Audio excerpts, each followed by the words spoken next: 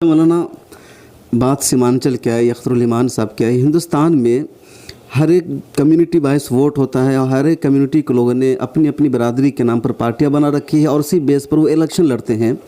तो एक हिंदुस्तान में क्या मुमकिन नहीं है कि मुसलमान दीगर सेकुलर पार्टियों का हिस्सा बनने के बजाय अपनी सेकुलर पार्टियां बनाएं, उसमें दूसरे लोग भी शरीक हो और वो दूसरी पार्टियों से मेंबरशिप हासिल करने के बजाय उनको कहे कि आप हमारे साथ अलायंस कीजिए, मखलूत हुकूमत बनाइए और जो मुस्लिम डोमिनेट एरियाज़ है वहाँ से इसकी शुरुआत होनी चाहिए। कुछ जगहों पर है, जैसे कश्मीर में है, हैदराबाद में है, तो वहाँ तनहा असदुद्दीन ओवैसी साहब हैं।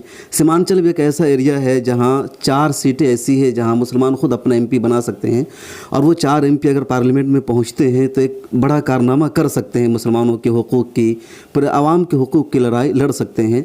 अख्तरुल ईमान साहब इस मरतबा किशनगंज में इलेक्शन लड़ रहे हैं, तो आपका क्या पैगाम होगा वहाँ के आवाम के लिए कि उन्हें इमाम मजलिस इत्तेहादुल मुस्लिमीन को सपोर्ट करना चाहिए, इसके एक सेकुलर पार्टी है, तमाम का की हिमायत हासिल होगी और एक मुसलमानों के हक़ में एक बेहतर शुरुआत होगी यहाँ से अगर अख्तरुल ईमान साहब पहुँचते हैं, दीगर लोगों को भी मौका मिलता है। आपके सवाल के पहले हिस्से के जवाब में तो मैं अपनी वही बात दोहराता हूँ कि मुसलमानों को कई कौमी, मुल्की और मजहबी फरीज़ा है कि वो एक आदिलाना निज़ाम मुल्क में लाने के लिए, मुनसिफ़ाना निज़ाम मुल्क में लाने के लिए जमहूरी तकाज़ों पर अमल करते हुए एक सियासी ताकत की तश्कील दे जिसमें तमाम कमज़ोर और मज़लूम तबक़ात को पूरी बराबरी के साथ और इंसाफ के साथ उनकी हिस्सेदारी देते हुए मुल्क में अमन और इंसाफ के निज़ाम के कायम करने की कोशिश करें। ये उनका फ़र्ज़ है, हमारा फ़र्ज़ है और यकीनन हमको इसके लिए कोशिश करनी चाहिए। जहाँ तक बात है किशनगंज की, तो मैं ये बात याद दिलाना चाहता हूँ कि अख्तरुल ईमान वो शख्स है कि जिसने वोटों की तकसीम न हो इसकी खातिर मिला हुआ टिकट वापस कर दिया था। जी बिल्कुल। और वो भी कांग्रेस के उम्मीदवार के हक़ में वापस किया था।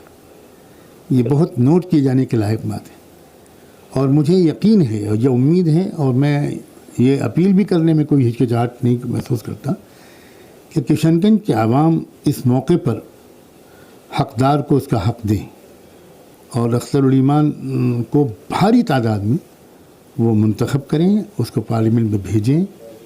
मैं उनसे आज तक नहीं मिला, मैं उनसे बिल्कुल वाकिफ़ नहीं हूँ, लेकिन जो कुछ भी मैंने उनके बारे में सुना है उसके वजह से मुझे उम्मीद है कि पार्लियामेंट में मज़लूम आवाम की, सिर्फ मुसलमानों की नहीं, कमज़ोर और मज़लूम आवाम की एक अच्छी मजबूत आवाज़ और पहुँचेगी। तो ये तो किशनगंज के आवाम की ज़िम्मेदारी है और मुझे ये उम्मीद है कि इंशाअल्लाह इस मरतबा नतीजे वहाँ के वही निकलेंगे जिससे इंसाफ पसंद लोग खुश होंगे। मिलत टाइम्स की वीडियोस देखने के लिए यहाँ क्लिक करके सब्सक्राइब करें और हाँ, बेल आइकन जरूर दबाएं। अगर फेसबुक पर देख रहे हैं तो पेज लाइक करें। ताज़ा तरीन खबरों और मज़ामीन के लिए विजिट करें हमारी वेबसाइट www.millettimes.com।